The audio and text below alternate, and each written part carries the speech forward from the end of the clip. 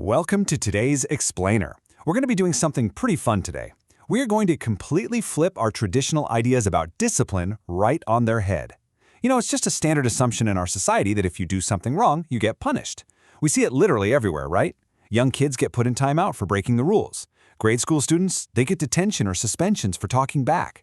And adults, well, we fully expect lawbreakers to get hit with fines or jail time. But today, we're diving into our relatively new concept that totally challenges this status quo: creative punishments. We're going to unpack the powerful virtues of this approach, specifically for minor infractions, and figure out exactly why experiencing the actual harm you've caused is proving to be vastly more effective than our traditional everyday penalties. So before we really get into the weeds here, I want you to ask yourself a question. Why is our default reaction to bad behavior usually some arbitrary penalty, like a random suspension or a fine? Have you ever noticed that these penalties rarely have anything to do with the actual offense? Just think about it. If you deliberately knock over a trash can, does handing $50 over to the city actually teach you anything about the sticky, disgusting mess you just made? Probably not. But what if, instead, the punishment was designed to fit the exact psychological and physical nature of the crime?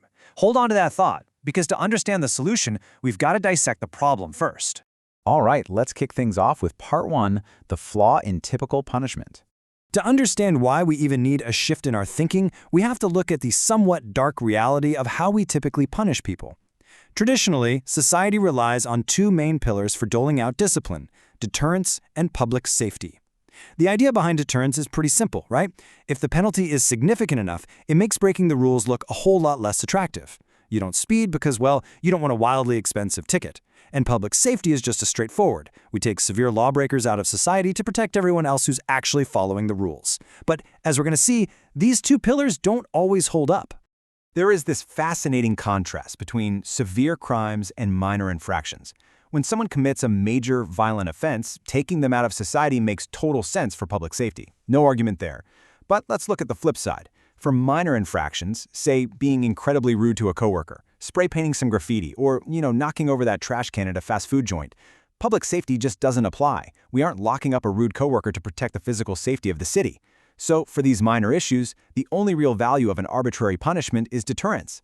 Yet the data tells us over and over that people who do something bad once often just do it again.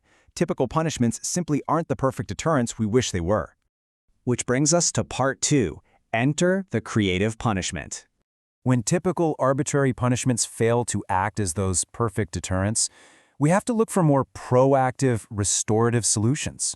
And this brings us to a major psychological shift, fundamentally moving our focus away from a random penalty and toward experiencing the actual harm caused. A creative punishment completely abandons the random fine or standard suspension. Instead, it literally forces the person to step into the shoes of their victims. The entire goal here is to build empathy and understanding, which creates a deep psychological barrier to ever repeating that offense. And the difference between sitting in an isolated room and engaging in active, meaningful learning is just profound. Let's look at a workplace scenario. Say you yell at a colleague. The typical penalty? A suspension. You go home, you binge watch some TV, and you come back just as angry as before. But what about the creative alternative? You spend 2 weeks fielding irate calls on the company's customer service line. Suddenly, you're on the receiving end of unwarranted rage, and boom, the empathy clicks. If a vandal gets caught, instead of sitting in a cell, they spend a month scrubbing graffiti off a public park. And the person who tips over the fast food trash, they don't just pay a fine, they spend a week cleaning that specific restaurant every single day. They directly experience the burden they put on other people. So, moving on to part three. What does the public think? Now, you might be wondering, would society actually accept this? After all, judges, school principals, managers, they're highly unlikely to adopt creative punishments if it's going to cause some massive public backlash, right? Well, fortunately, a 2026 study published in the Journal of Personality and Social Psychology has the hard data for us. This fascinating paper by Timothy Kundro, Salvatore Afronito, and Daniela Rodriguez-Mincy explored exactly this. Across several studies, they had participants rate the appropriate length of a punishment for simple infractions. Then, they compared a typical punishment, like a suspension, to a creative one designed by the researchers. And they made sure both were the exact same length of time just to keep things completely fair. When asked which punishment should be given, a massive 60% of people preferred the creative approach. They actually noted a very specific and absolutely crucial distinction. They found the creative punishments to be less harsh, but they judged that the person breaking the rules would actually learn significantly more from them. I mean, that is a massive win-win. We can foster profound behavioral change without relying on excessive harshness. And to highlight why this matters even more, the researchers ran another study where they compared giving an offender a creative punishment versus sending them to cognitive behavioral therapy.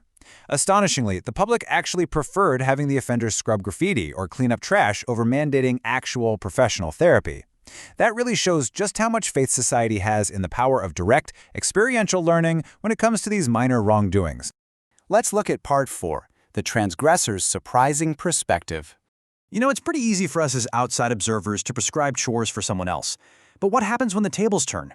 When participants were asked to imagine they were the ones committing the minor infraction, they overwhelmingly agreed with the observers. The people adopting the role of the rule breaker basically said, even if I were the one breaking the rules, I'd prefer a creative punishment, because I know I would genuinely learn more from experiencing the harm I caused. It just feels more logical, more fair, and ultimately way more constructive to the person who actually made the mistake. But hold on, there is a catch. Part 5, the crucial matching rule. Before you go rushing off to apply this as a manager, a teacher, or a parent, there is a major caveat here. You cannot just throw any random chore at someone and call it a creative punishment. If the punishment doesn't directly match the psychological nature of the transgression, it reverts right back to feeling like an arbitrary penalty. Let's say you yell at a colleague, and your punishment is to field customer service calls. That is directly matched. You learn about verbal abuse. But if you yell at a colleague and your punishment is to go clean a fast food restaurant, that is totally mismatched. It teaches you absolutely nothing about how your yelling actually affected your coworker. The data is super clear here. Mismatched punishments fail entirely.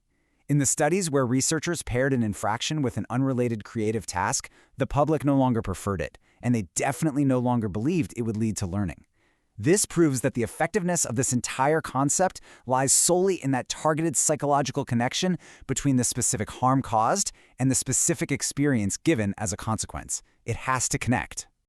Okay, wrapping things up with Part 6, a meaningful psychological shift. Let's look at exactly what you should take away from all this. We've seen the flaws in our typical methods, and we've explored this highly preferred alternative. By following these 3 simple steps derived from the research, we can totally transform our approach to discipline. Step 1. We need to abandon arbitrary penalties, like standard suspensions or random fines, when dealing with minor infractions where public safety isn't an issue. Step 2. We must put in the effort to match the consequence directly to the harm caused, making sure the offender actually experiences the burden of their actions. And Step 3. By doing this, we move from merely doling out punishment to actually cultivating deep empathy and long-term behavioral change. I want to leave you with this final thought to ponder as we close out today's explainer. Look around your own life. Whether you manage a team, teach a class, or are raising kids, the next time a minor rule gets broken, instead of reaching for a standard timeout or a written warning, just pause for a second. How can you craft an experience here? How can you help them truly understand the harm they caused? Applying this principle might require a little bit more creativity on your part, but it might just change the way we interact with and learn from one another forever. Thanks for learning with me today.